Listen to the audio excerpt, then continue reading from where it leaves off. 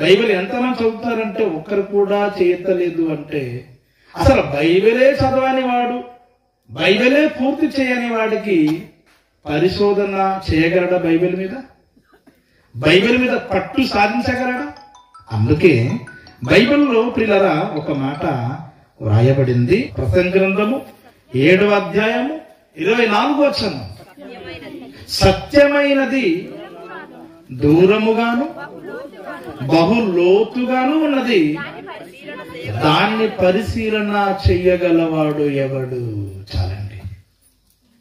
సత్యమైనది బహు దూరముగాను లోతుగా ఉన్నది, దాన్ని పరిశోధన చేయగలవాడు ఎవడు?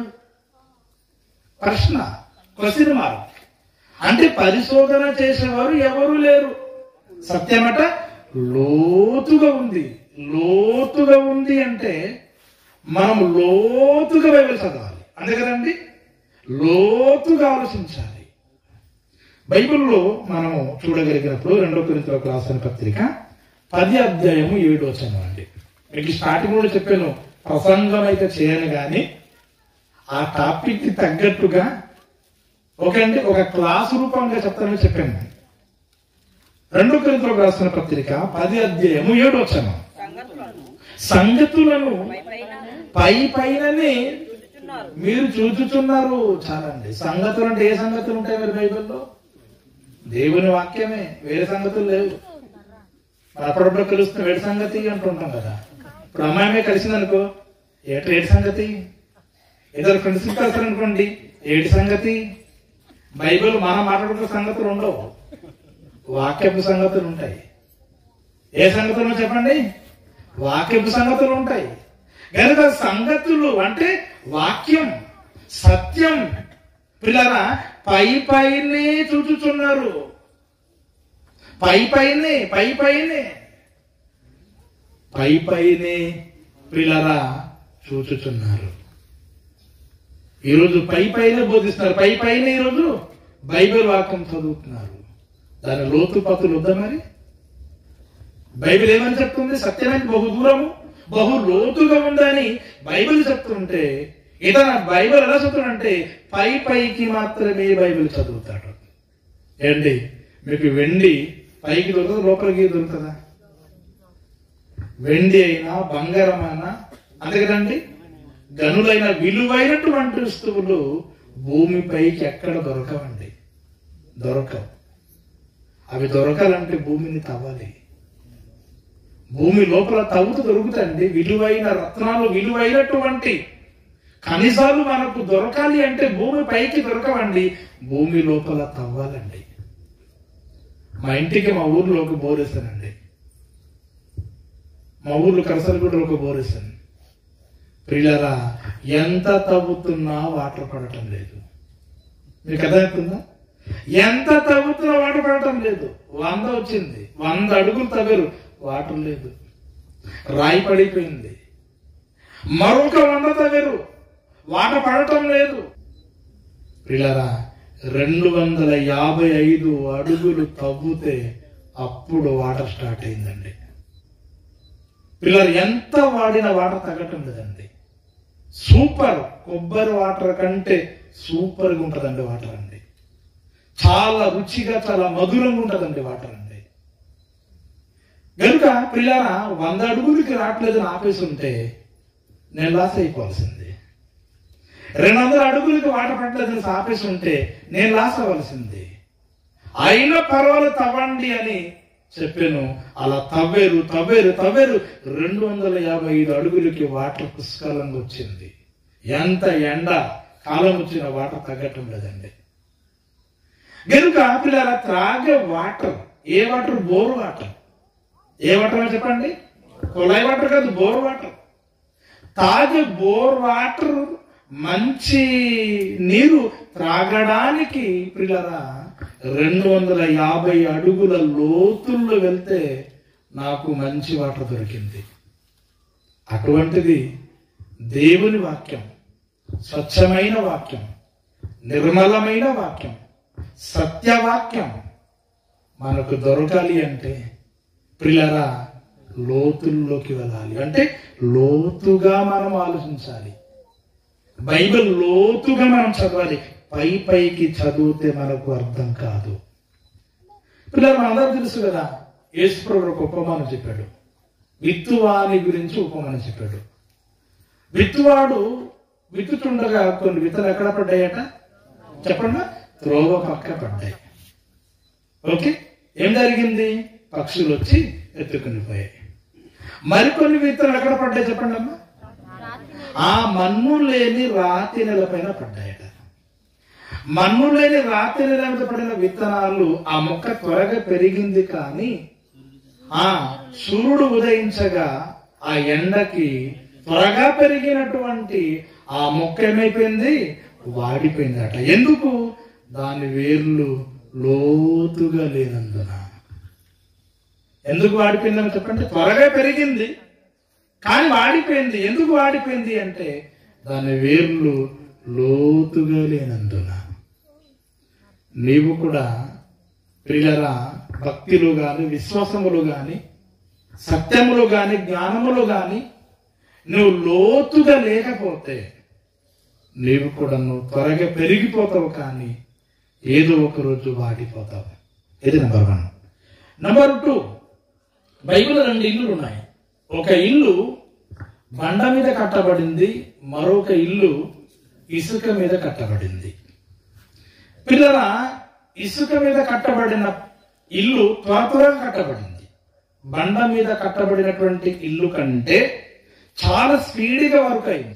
కనుక ఇసుక మీద కట్టబడిన ఇల్లు కూడా త్వరగా పని జరిగింది. కానీ పిల్లరా, తుఫాను వచ్చింది, వరద వచ్చింది, కొట్టుకొని పోయింది. వై కారణం? దాని పునాది లోతుగా లేనందున. దాని పునాది లోతుగా లేనందున ఈరోజు నీ భక్తి, నీ విశ్వాసం, నీ బైబిల్ అధ్యయనం, ధ్యానం అనేటువంటిది, తపస్సు అనేటువంటిది కూడా అన్ని టోటల్ గా ఎలా ఉండాలంటే లోతుగా ఉండాలి. అప్పుడే నిలబడతావు. లేకపోతే నువ్వెంత గొప్పటివాడైనా పడిపోవడానికి అవకాశం ఉంటుంది. ఇకపోతే మరో ఎగ్జాంపుల్. ఒకరోజు శిష్యులు ప్రియులరా రాత్రి అంతా చేపలు పడుతున్నారు. ఎవరికి చెప్పంటే రాత్రి అంతా చేపలు పడుతుంది. ఎందుకంటే చేపలు రాత్రి పూటే పట్టవచ్చు. చేపలు పట్టే జాలర్లు వేటకి ఎప్పుడు వెళ్తారంటే రాత్రులు వెళ్తారు. మీరు వెళ్తారా వేటకి? మీరు ఎవరైనా ఉన్నారు వేటకి వెళ్ళే వాళ్ళు? చేపలు కాకపోయినా దంతుల కోసం వెళ్తారా? చెప్పండి, వెళ్తారు లేదా? ఏం దొరుకుతున్నాయి? పాము దొరుకుతున్నాయా? ఎక్కడ దొరుకుతున్నాయా? అది కూడా దొరక తిరిగి వచ్చేస్తాం అప్పుడప్పుడు.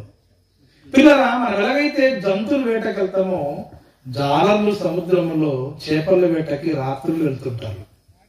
ఎందుకంటే రాత్రులు చేపలు వలలు పడతాయి, పట్టపగలు క్లియర్ గా కనబడతాయి కనుక, మనం కనిపిస్తాం కనుక పిల్లరా అవి కొంచెం మిస్ అయిపోతుంటాయి వలలో పడకుండా అన్నమాట. కనుక రాత్రి అంతా కూడాను వాళ్ళు చేపలు పట్టరు, కానీ ఒక చేప కూడా పట్టలేకపోయారు. పోనీ లేదా నాకు కొత్తవాడా? చెప్పండి, పేతురు గారు కొత్తవాడా? శిష్యులు కొత్తవాడా? వాళ్ళు ట్రైనింగ్ అయిన వాళ్ళు, బాగా ఆరితేరిపోయిన వాళ్ళు, తెలుసా? బాగా ఆరితేరిపోయినటువంటి వారు, చేపలు పట్టే విషయంలో మంచి నైపుణ్యత కలిగినటువంటి వాళ్ళు, మంచి సర్వీస్ ఉన్నటువంటి వారే ఒక చేప కూడా పట్టలేకపోయారు. మనం పట్టగలం చెప్పండి? కనుక అందుకే ఒక భక్తుడు ఒక పాట రాశాడు. ఏం తెలుసా? రాత్రంతయు శ్రమ పడినా రాలేదు ప్రభు జయము, రహదారులు వెదకినను రాధా ఎన్ను ప్రతిఫలము అన్నాడు. ఈ దోణి కాస్త లోతుకు నడిపించండి అని చెప్పాడు. ఏమన్నాడు ప్రభు చెప్పండి? దోణి లోతుకు నడిపించండి అన్నాడు. అది గమనించిన ప్రభువు, మీరు ఎంత కష్టపడి రాత్రి అంతా కూడా ఎంత కష్టపడి మీరు చేపలు పట్టడానికి వలలు వేసినా ఆ వలలు చేపలు ఎందుకు దొరకటం లేదంటే, ఈ రోజు ఆ చేపలు చాలా లోతైన ప్రాంతంలో ఉన్నాయి. పిల్లరా, ప్రభు చెప్పిన మాట ప్రకారంగా ధోనిని లోతుగా నడిపించారు. ఆ లోతైన ప్రాంతంలో వల వేగా పట్టలేనంత చేపలు చేయటండి. కనుక వాళ్ళు చేపలు పట్టడానికి లోతైన ప్రాంతములో ధోనిను నడిపించారు. ఇది మనకు అర్థమైనప్పుడు సత్యం మనకు అర్థం కావాలి అన్నా, వాక్యం మనకు అర్థం కావాలన్నా పిల్లరా లోతుగా ఆలోచించాలి. లోతైన స్థలంలోకి మనం వెళ్ళాలండి. లేకపోతే మనకు ఏంటి చెప్పండి, సత్యము దేవుని యొక్క వాక్యం మనకు అర్థం అవడానికి అవకాశం లేదు. చూడండి ఇర్మియా గ్రంథము 33:3 చదవండి, ముగించదు. ఇర్మియా గ్రంథం 33:3 నన్ను మొరపెట్టుము, నేను నీకు గూఢమైన సంగతులను గ్రహింపలేని ఏంటండి గొప్ప సంగతులను తెలియజేయుదును. మన మధ్య మరి కృష్ణపురం భాష గారు బైబిల్ తీయకుండా అని చెప్పేశారు. ఎందుకు? అలాంటి వాక్యం అతనికి కంఠస్థ ఉంది కనుకనే బైబిల్ తీయకుండా చెప్పారు. ఒకసారి చప్పట్లు కొట్టండి గట్టిగా. మనమే బైబిల్గా మారాలి, మనమే బైబిల్ వాక్యంగా మారాలండి. మనం బైబిల్కే డిపెండ్ అవ్వకూడదు, బైబిల్కే మనం డిపెండ్ అవ్వకూడదు. ఈ రోజు మొత్తం బైబిల్ కాల్సేనా మనమే బైబిల్గా మారిపోవాలి. అవును కదా? క్రీస్తు పత్రికలుగా మనము మారిపోవాలి. మనం మొరపెట్టామా దేవునికి? ఎప్పుడైనా చెప్పండి, మొరపెట్టామా దేవునికి? మనం దేవునికి మొరపెట్టామా? దేవునికి అడిగామా? ఎప్పుడు కూడా అడిగేది చెప్పండి, మనకు అవసరమైనవి తిండి కూడు గురించి, బట్టల గురించి, మన సొంత అవసరాల గురించి అడుగుతున్నాం తప్ప గూఢమైన సంగతులు నాకు కావాలి ప్రభువా. బైబిల్ చదువుతుండగా నాకు అర్థం కాని సంగతులు ఎన్నో ఉన్నాయి ప్రభు, నాకు ఇవ్వండి, నాకు నేర్పించండి అని ఎవరైనా దేవునికి మొరపెడుతూ ఉన్నారా? ఎవరైనా మొరపెడుతున్నారా? లేదండి. మొరపెట్టేవాళ్ళు లేరండి, ప్రార్థించేవారు లేరండి. స్వార్థపూరితంగా వారి అవసరాల గురించి అడిగే వాళ్ళు ఉన్నారు. మనం అడగలసింది గూఢమైన సంగతులు, గ్రహింప సత్యము కాని సంగతులు బైబిల్లో ఎన్నో ఉన్నాయి, అవి అడగాలి. ఇంతకీ గూఢమైన సంగతులు అంటే ఏంటి తెలుసా? గూఢమైన సంగతులు అంటే ఏంటి? గూఢమైన సంగతులు అంటే ఏటో ప్రకటన గ్రంథము 2వ అధ్యాయము 24వ వచనం పిల్లారా. ప్రకటన గ్రంథము 2వ అధ్యాయము 24వ వచనం చదవండి పిల్లారా. గూఢమైన సంగతులు అంటే ఏటో మీకు అర్థమవుతుంది. అయితే తోతేలలో అనగా ఆ సాతలో ఒక గూఢమైన సంగతులు చూసారా? ఇర్మియా గ్రంథంలో దేవుడేమన్నాడు? నన్ను మొరపెట్టుము, గూఢమైన సంగతులు నీకు ఇస్తానని చెప్పాడు. ఇక్కడ సాతను ఒక గూఢమైన సంగతులు అంటున్నాడు. బా, అతను కూడా గూఢమైన సంగతులు ఉన్నాయటి. అంత గొప్పవాడా? గూఢమైన సంగతులు అందులో పుట్టినట్లు 4 ఉంటాయి చూడండి. 4 సాతనుక లోతైన సంగతులు చూసారా? అంటే గూఢమైనది అంటే లోతైనది అని అర్థం. ఓకే, గూఢమైనది అంటే లోతైనది. అంటే దేవుడు ఇర్మియా గ్రంథములో వ్రాయించిన మాటల్ని బట్టి చూస్తే నన్ను మొరపెట్టుము, గూఢమైన సంగతులు ఇస్తానని చెప్పాడంటే అర్థమేంటి? లోతైన సంగతులు ఇస్తాను. ఏ సంగతులు చెప్పండి? లోతైన సంగతులు ఇస్తాను. లోతైన సంగతులు. సత్యమైనది బహు దూరముగాను బహు లోతుగా ఉన్నది, దానిని పరిశోధించేవాడు ఎవడు? పరిశీలించేవాడు ఎవడు?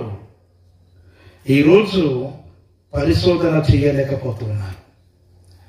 పరిశోధన చేసేవాడు గొప్పవాడు. చాలా మంది ఏంటంటే పిల్లరా, బైబిల్ అలా చదువుతుంటారు, అర్థమైనవి మాత్రమే చదువుతారు, అర్థమైన మాత్రం వాక్యం బోధించేస్తారు. అర్థం కాని సంగతులు దాని జోలికి వెళ్ళరు. ఎప్పుడు వెళ్ళరు దాని జోలికి. అంటే కష్టమైన వాటి జోలికి వెళ్ళరు, సులభమైన వాటి జోలికి వెళ్తారు. అంటే సులభమైనవి నీకు కావాలా? కష్టమైన వద్దా నీకు? సులభమైనది నీకు కావాలి, కష్టమైనది కూడాను మర్మములతో గూఢమైన సంగతులు నీకు కావాలి. అసలు ఇంతకి సులభమైనవి అర్థం చేసుకొని బోధించేవాడు గొప్పవాడా? కష్టమైనవి కూడాను ఛేదించి అర్థము చేసుకొని సంఘములో బోధించేవాడు గొప్పవాడని ఆలోచిస్తే, కఠినమైనవి గూఢార్థమైనవి ఎవరైతే అర్థం చేసుకుంటారో వారి గొప్పవాళ్ళండి. అది నేను చెప్పిన మాట కాదు, బైబిల్ చెప్తుంది. సామెతల గ్రంథము 25వ అధ్యాయము 27 వచనం. సామెతల గ్రంథము 25వ అధ్యాయము 27 వచనం పిల్లారా, 27 వచనం. ఆ తేనె అధికముగా ఆ తాగుట మంచిది కాదు. ఏంటంటే దుర్లాభమైన సంగతి పరిశీలన చేయుట ఘనతకు కారణం. ఈరోజు చక్కటి టైటిల్ పెట్టరండి జాన్ గారు, జాన్ వసీలి గారు. ఏ టైటిల్ చెప్పండి, టైటిల్ పేరు చెప్పండి. పరిశీలనతో పరలోకము సాధ్యమా? దుర్లభమైన అంటే చెప్పండి, చెప్పండి. దుర్లభమైన అంటే చెప్పండి. కష్టమైనవి, కఠినమైనవి, కష్టమైనవి, గూఢమైనవి, గ్రహింప సత్యము కానివి, మర్మమైనవి, మన ఊహకు మన తలంపుకు అందనంత చాలా ఉన్నతమైనటువంటి వాటిని ఎవరైతే మనసు పెట్టి సమయాన్ని వెచ్చించి పిల్లరా ఎవరైతే పరిశీలన చేస్తారో అలాంటి వారు ఘనతకు కారణమవుతారటండి. ఏమవుతారు చెప్పండి? ఘనతకు